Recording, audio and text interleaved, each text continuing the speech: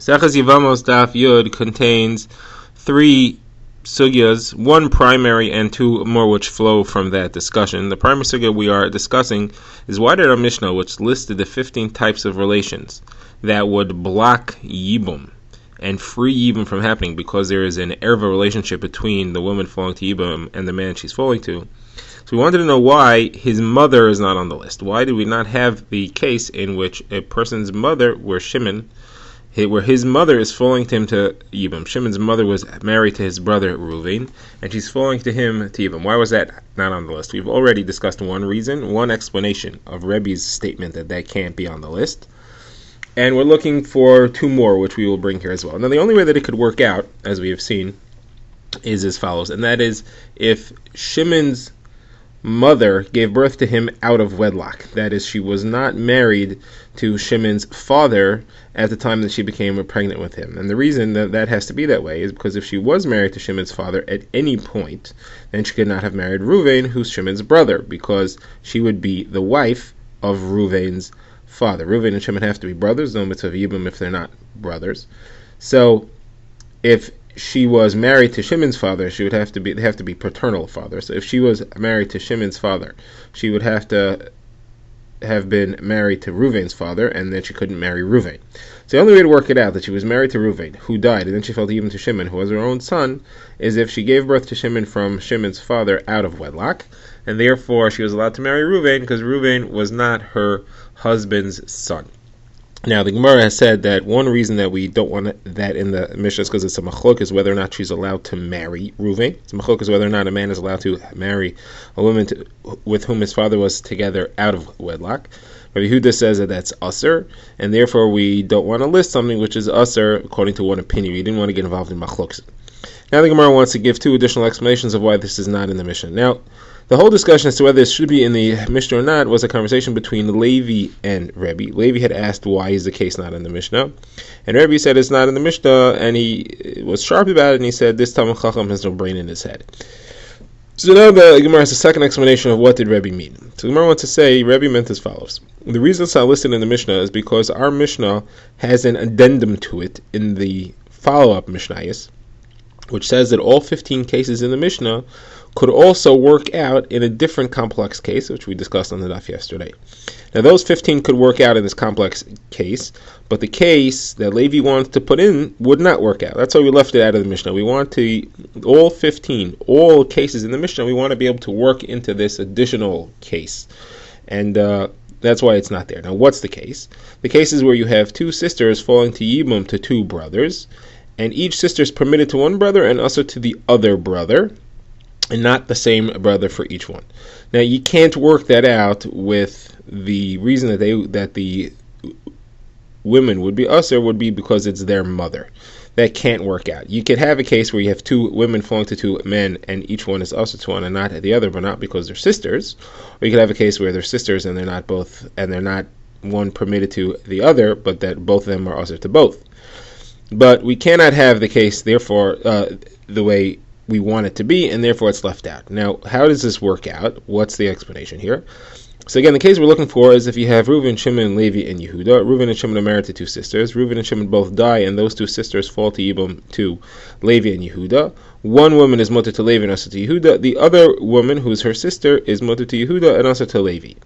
Now, if the reason that there would be an issue here would be because these women, one is the mother of Levi and one is the mother of Yehuda, it couldn't work out that way, because then the other woman would be the sister of the mother. Meaning, if one of the women is also to Levi because it's Levi's mother, then the other woman would be Levi's mother's sister, which is also usher to Levi. And therefore, you could not possibly have a scenario where one was permitted to Levi. And the same thing with Yehuda. If one was his mother, and the other one would be usher because of his mother. Now, you could have them being not, that these two women are not sisters, but the case that we had said in the coming up Mishnah, the addendum was that they were sisters.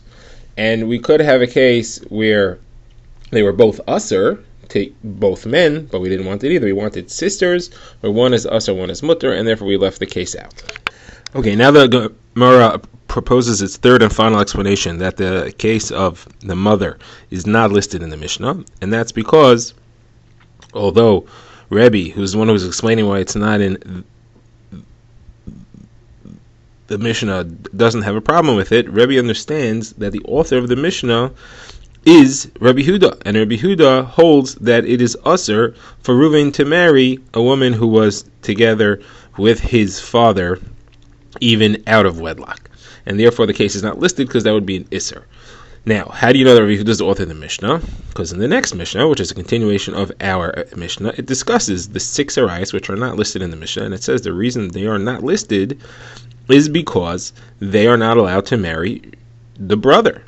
They are related to Shimon, but they could never be married to Reuven because of the relationship. And the list begins with Shimon's mother, who couldn't marry Reuven, Shimon's father's wife, who couldn't marry Reuven, and Shimon's father's sister, who couldn't marry Reuven. Now, when it says Shimon's mother and Shimon's father's wife, obviously the mother is not talking about where she was his father's wife. It's talking about where she was his mother out of wedlock with Shimon's father. If that's the case, so there you see clearly that Rav Yehuda, who holds that that's usher, is the author of our Mishnah, and that's, he says clearly, he didn't list it in the Mishnah because it would be forbidden, and we don't want to list a case like that. So the Gemara says, we have a question over here. Ravina asked Rav Ashi, why don't you just say that you have the case, even though Rav Yehuda holds that that's usher, why don't you just say that you have the case, and Reuven married his wife Be'isser. Reuven married the woman who was together with his father out of wedlock. That was Isser. Now the marriage does count. It's only an Isser lav. It's not an Isser kares. If it would be an Isser kares, the marriage wouldn't count at all, and therefore all these rules wouldn't be relevant. There would be no marriage, and therefore no one would fall to Yibum, and no one would pater tzara. However, this is only a lav, and even Rabbi Yehuda holds that it's also for Reuven to marry his father's Anusa, his father's woman he was together with out of a wedlock, but maybe just Reuven went ahead and he did it, and therefore the entire Mishnah works out. Why don't we say that? So the Gemara says we didn't want to talk about a case where the marriage was created in a forbidden way. We only wanted to talk about marriages which were permitted. That's the Mishnah limited itself to those lists. So the Gemara says, okay, there's a way that it could happen permittedly. What if Reuven married this woman before she had a relationship with his father?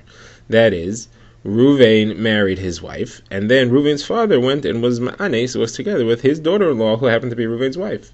Now they give birth to Shimon. So Shimon, if Reuven were to die now, then his wife, who is Shimon's mother, would fall to even to Shimon. And Reuven didn't do anything wrong by marrying his wife. She was permitted to him at the time that she did.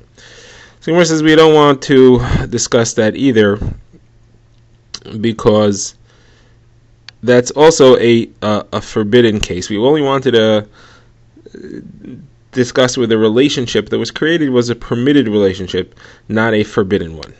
Okay, the Gemara now points out that Levi, that is Levi the Tana / Amira, who had asked Rebbe, why don't we put the case of the mother who's falling to Yibum to her son, why don't we put that into the Mishnah, even though Rebbe rejected his argument, Levi stuck with it. And we see that because Levi says over a Mishnah that has this case added. The Mishnah reads as follows. Says Levi, there's a Mishnah that says that someone's mother can sometimes fall to him to Yibum and pater her tzara. She could pater her co-wife. And sometimes she could fall to Yibum and not pater her co-wife. And the reason why she wouldn't pater her co-wife because she's not really falling to Yibum. What's the case? So there's two types of mothers that one could have. One could have a mother who was married to his father, and one could have a mother who gave birth from his father out of wedlock. If she was married to his father, then it's usher for her, as an isser kares, for her to be married to his brother. So again, you have Reuven and Shimon. Shimon's mother was married to Shimon's father. Then it would be usher for her to marry Reuven, and therefore it's a chayiv krisos that Reuven married her. The marriage therefore is not chal, does not take place. There's no tfisas kedushin. In a case like that, she's not actually married to Reuven. She never falls to Yibum from Reuven to Shimon because the marriage was a fake marriage, and any tzara that she had is not a tzara ever coming from Yibum, and therefore she's not patered from Yibum. She was actually married to Reuven. She really does fall to Yibum to Shimon. The fact that she had a co-wife who was an illegal co-wife doesn't pater her because that co-wife is not falling to Yibum. Now, that's all if the woman was the wife of Shimon and Reuven's father. However, if she was together with Shimon and Reuven's father out of wedlock, then she is not Reuven's father's wife. She's Reuven's father's partner out of wedlock. That's only an Isser Lav to Reuven. Therefore, if she marries Reuven illegally, that is a marriage. It does count as a marriage. There is a mitzvah of Yibum. And when she falls to Yibum, she can't do Yibum, and she paters her tzara, her co-wife, because there is a erva relationship between her and Shimon, who's her son. Says Levi, and he finishes off the Mishnah, and he says we could really add this to the list of the 15 arayas. In our Mishnah, we could have a 16th, and that's a case like this, where Reuven's wife was Reuven and Shimon's, where Reuven's wife was Shimon's mother from Shimon's father out of wedlock. Okay, that's Levi's opinion. The Gemara now has a kasha that's asked from Reish Lakish to Rav Yochanan on Levi the Amora, who says that we could have listed in the Mishnah a case where somebody married a woman who was usher to him as a lav, and she was in erva to the other brothers to whom she fell to Yibum. There's another such case. There's another situation in which the brother was married to someone who's a lav, and therefore she fell to Yibum to an Isser erva. Now that case is the case of machzir grusha, of a machzir chalutza, so somebody who marries a woman that he did chalitza to in the past. Before we get into how this case works, let's discuss the halacha in this case and the details of it, which come up in the Gemara later on in the daf. Now the halacha is as follows: when a man does chalitza to a woman who felled him to Yibum, he now has a lav to marry her. He's also to marry her as a lav, not kares. Now, why shouldn't it be kares? She's now his brother's wife, and there's no mitzvah of Yibum any longer. She's his dead brother's wife, and Yibum can't be done because he already did chalitza. So you would think that she should be an Eishes Ach now, which is kares. So Gemara says no. The pasuk specifically tells me that a machzir grushas, that a chalutzaso is only a lav, and that's because the pasuk describing chalitza says that she says to him, yivne es beis achiv. And we learn from there, lo yivne es beis achiv, he now is not allowed to build beis achiv. He can't change his mind and decide he wants to marry her. It says don't do that. It's saying don't do that. That means I'm telling you it's a lav. It's not a kares, it's just a lav. So this pasuk downgrades that isser from an isser eshes ach to a regular isser lav. Now who does this lav apply to? So according to Rav Yochanan, it applies to anyone who was relevant to this Yibum that ended in a chalitza. It applies to all the brothers and all the co-wives. So for example, if Reuven is married to 5 women, and Reuven has 5 brothers, and Reuven dies without children, 5 women fall to Yibum to 5 brothers. If one of them does chalitza, then all the brothers and all the women are now a lav to each other. They're all Eishes Ach, but all the Eishes Achs are downgraded to a lav. That's according to Rav Yochanan. According to Reish Lakish, however, the only one that's downgraded is the actual cholet and the actual chalutza. The one who did the chalita and the woman who did chalita too, those are a lav. All the other ones stay kares of Eishes Ach, not in a place of Yibum. Now, so Reish Lakish holds that there's a lot of kares here. So Reish Lakish says, why don't you say this case? This is the case that Reish Lakish asks. According to Levi, who says that you are allowed to list a case where there's a lav, so say, Reuven was married to, 5 women, and Reuven had died without children, and therefore Reuven's wives fell to Yibum to 5 brothers, Shimon, Levi, Yehuda, Yisachar, Zvulun. Now, let's say then, Shimon went and did chalitza, and then Shimon remarried the woman he did chalitza to. He violated a lav. Then Shimon dies without kids, and that woman falls to Yibum to the other brothers. If that's true, according to Reish Lakish, she's now an Isser Kares of Eishes Ach to the other brothers, and she will not have a mitzvah of Yibum. She'll also pater her tzara. If there was another woman who was married to Shimon, and they both fell to Yibum, so she will pater her tzara. So therefore, all of them should be in Eishes Ach. They should all pater their tzara. They shall be pater from Yibum, and that should be another case listed. Even though Shimon wasn't allowed to marry his wife, was only alive, and therefore the Kiddushin takes effect. So Rav Yochanan answers the reason why this is not listed is because you can't have a case of tzaras tzara here. And that's all those women are now going to be in Isser Kares, and therefore none of those women are allowed to go and marry another brother. The only way you could have a case of tzaras tzara is if the tzara goes and marries the third brother and then falls to Yibum, then he dies and falls to Yibum again, then you could have a case of tzara. But that only is true if each of these women were allowed to marry another brother. But here, this woman is an Eishazach on all the brothers, and therefore she can never marry any of the brothers. You could never have a case of tzaras tzara. That's why it's not listed in the Mishnah. We only listed cases which have a tzaras tzara. So Gemara now asks, why didn't Rav Yochanan just say, this is only kasha according to you? According to me, I have a simple answer. And that is that they're only a lav to all the brothers. And a lav does not push away Yibum. All the brothers are now related to all these women via an Isser Lav, according, as we said, that's what Rav Yochanan holds. So let him just answer. This is not a problem. They're only Lavin. So the Gemara says, yeah, he could have answered that, but he wanted to answer according to Reish Lakish's own opinion. Reish Lakish asked in his own opinion, and Rav Yochanan said, according to your opinion, I could defend you as follows. Now the Gemara goes deeper into this machlokes between Rav Yochanan and Reish Lakish as to whether the other brothers and the other co-wives of a machzer, of a chalutza and a choletz, do they have an Isser Lav or do they have an Isser Kares? So the Gemara explains the opinions. Reish Lakish says when the pasuk downgrades it from Kares to Lav, when it says that a chalutza and a choletz are only Lav and not Kares, even though they're an Eishes Ach, so it only refers to the choletz and the chalutza. According to Rav Yochanan, they're all downgraded because all of them are having their shlichus performed by the choletz. All the brothers are represented by the choletz. There's a chalitza which really is a chalitza for all of them, and all the wives are represented by the chalutza because she's doing chalitza which works for all of them. It frees all of them, and that's why they're all considered to be included in the pasuk that says Asher lo yivneh. So now the Gemara says that Rav Yochanan says he has a proof. He has a proof that his opinion must be correct, and the proof is from a brisa which says if somebody does chalitza and then he goes and marries her.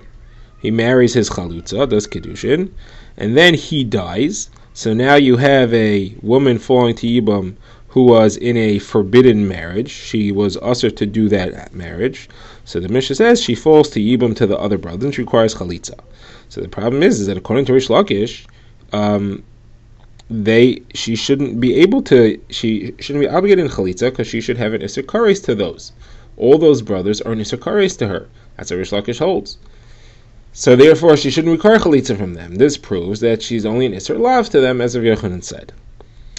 So before the Gemara answers this, the Gemara says, well, according to Rav Yochanan, how you can understand the end of the brisa, which says that if one of those chalitzin, one of those brothers, then gets up and does kiddushin, not yibum, does kiddushin, there's no connection between them. That kiddushin is not chal at all. Now, according to Reish Lakish, that makes sense. It was an Isser Kares. There's no tfisas kiddushin. Kiddushin doesn't count. According to Rav Yochanan, that doesn't make any sense. There's only an Isser Lav between them. They could do kiddushin and it should count.